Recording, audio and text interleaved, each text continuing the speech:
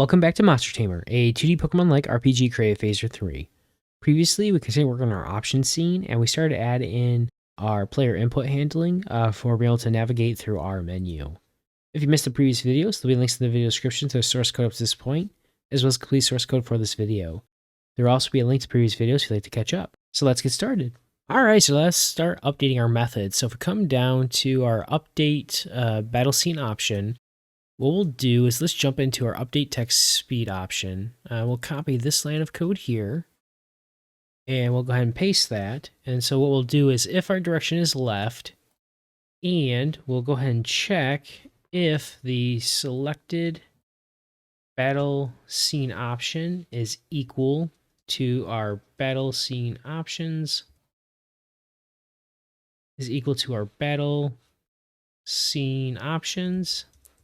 and we will have on.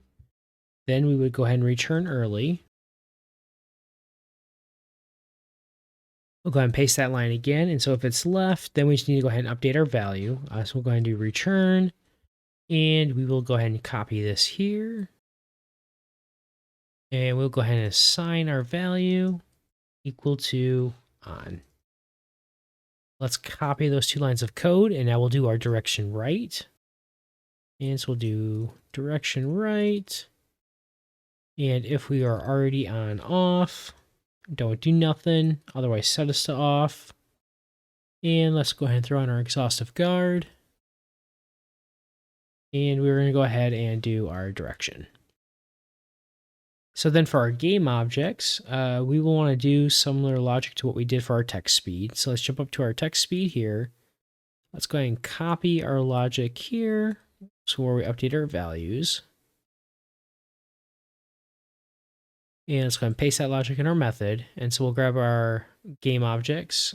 And so for our game objects, we want to go ahead and grab this from our battle, scene, option, text game objects. We'll get our children, go ahead and update them to not selected. And then for our selected battle option, if our battle option is equal to off, then we'll go ahead and update the first index, since it's the second element in our array.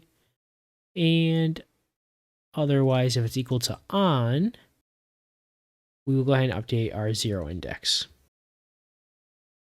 And let's go ahead and throw on our exhaustive guard. And we will do this, and we'll do our selected battle scene option. All right, then what we should be able to do is let's come up to the top of our class. Let's go ahead and come up to our create method, and we'll call our method. And so after update text speed game objects, we're going to call update battle scene options game objects. And then while we're there, let's go ahead and add in our other methods that we created.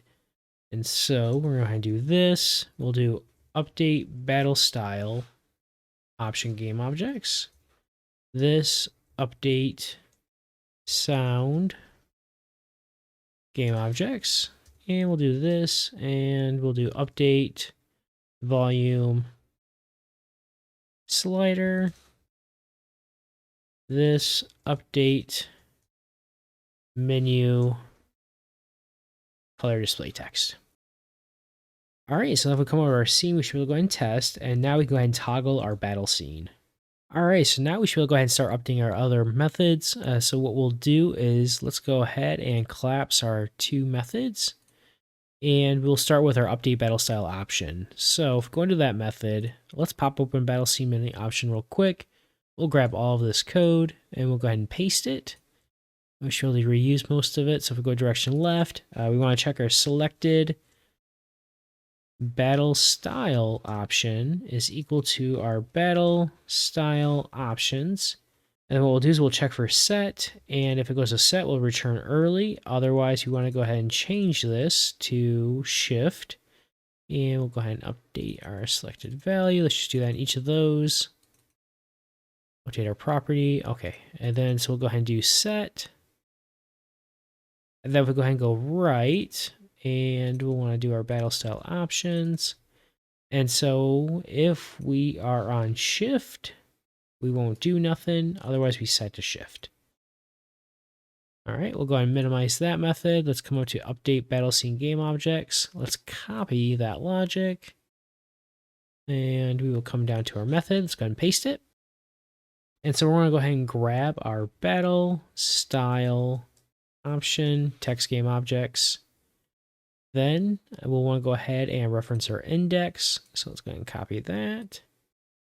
And so we will do our option. And let's go ahead and grab our battle style options.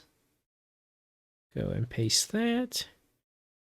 And so if we are on shift, we will update our first index. Otherwise, if we're on set, we will update our 0 index.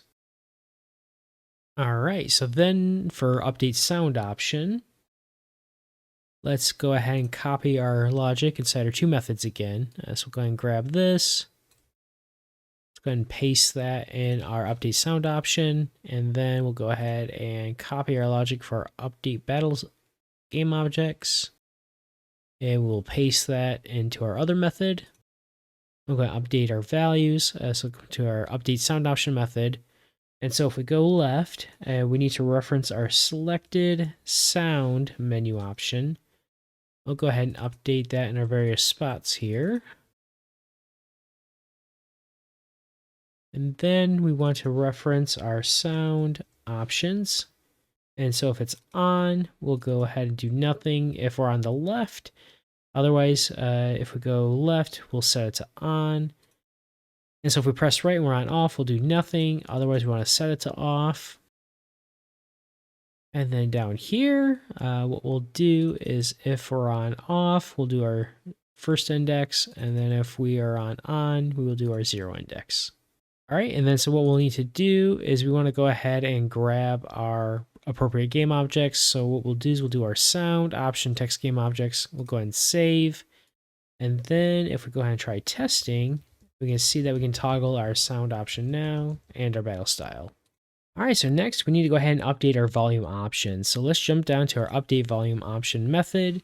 And so we're going to go ahead and start with our direction. If our direction is equal to direction left, and our selected volume option is already equal to 0, we want to go ahead and just return. Next will be nothing to update. And then we'll want to check if our direction is equal to left.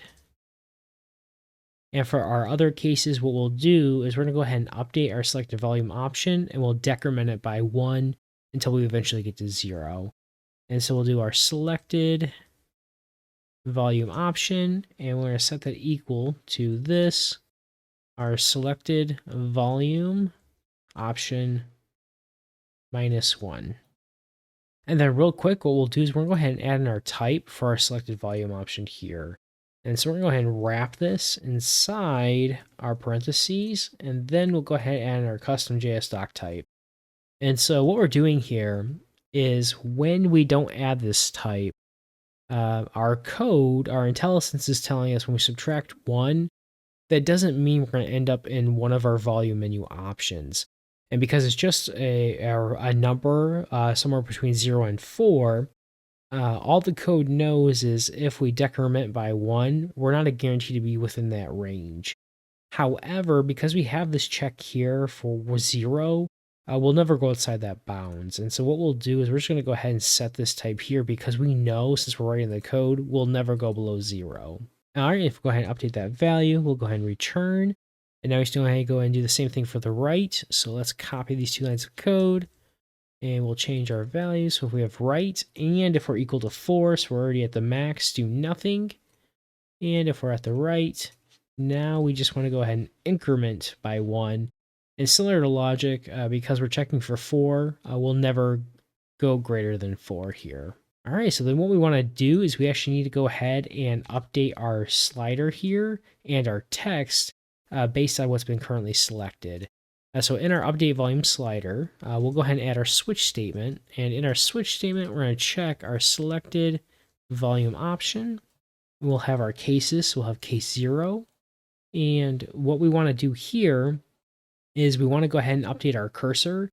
So we'll go ahead and update our X position. And so we'll do this. We'll do our volume options menu cursor. We'll call the set X method. And we'll go ahead and do 420 for when we're at 0. And then we want to go ahead and update our text to say 0%. And so we're going to do our volume options value text. We'll call set text. And we will go ahead and set this to 0. And we'll say %. And then we'll go ahead and do break. And we'll copy this. And let's do our other case statements now. So we're going to go ahead and have 1, 2, 3, and then 4.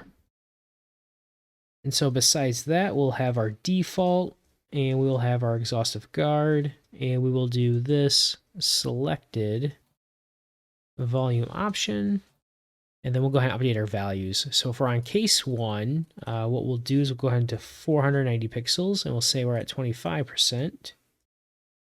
If we're at 2, then we'll go ahead and do 560 pixels, we're probably at 50%. And so we'll do 75%. And then finally 100%. And so for 100%, we'll have 710. We'll have 630 for 75. And we'll have 560 for 50. We'll go ahead and save. And then what we should be able to do is on our volume slider, we should be able to go ahead and go left and right, and we see our slider updates. All right, so finally, we're going to have our menu color. So for our menu color, what we'll do is let's come back up to our code for our volume.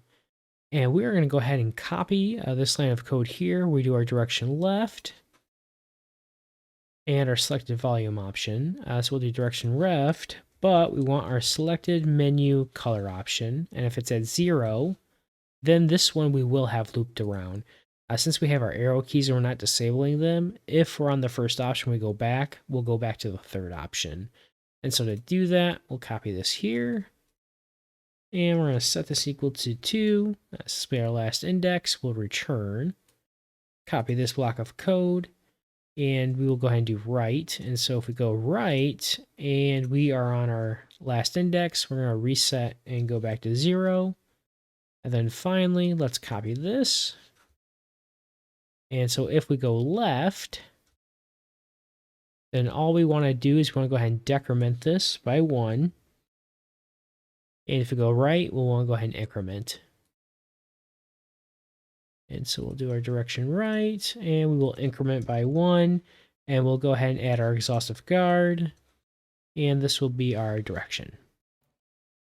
So now for updating our display text, what we want to do is we want to place a number inside here to know which option we're selecting.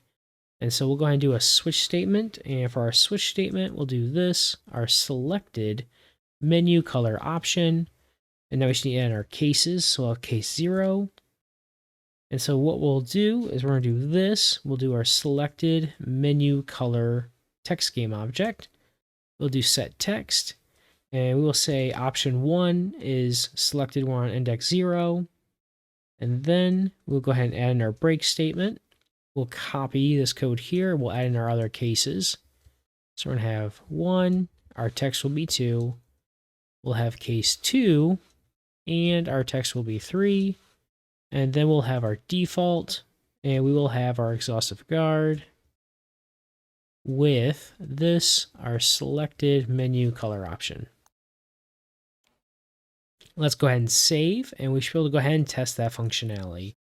So we'll see right away when our scene refreshes, our 1 gets populated, and if we come to our menu color, we can navigate between our various options. Alright, and with that, that actually brings this video to an end. In our next video, we're going to continue working on our options scene.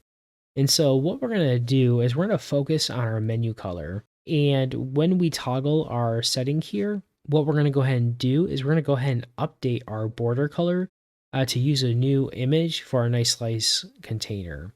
And so we're going to have to do some refactoring on our 9slice class in order to support this functionality. So as a reminder, there's a link in the description of the video to the complete source code for this video. And as always, thank you so much for watching. I hope you enjoyed the content. If you did enjoy the video, please consider liking the video and hitting the bell icon to be notified when the next video in this series is released. For more great Phaser 3 content, please see the links on your screen now.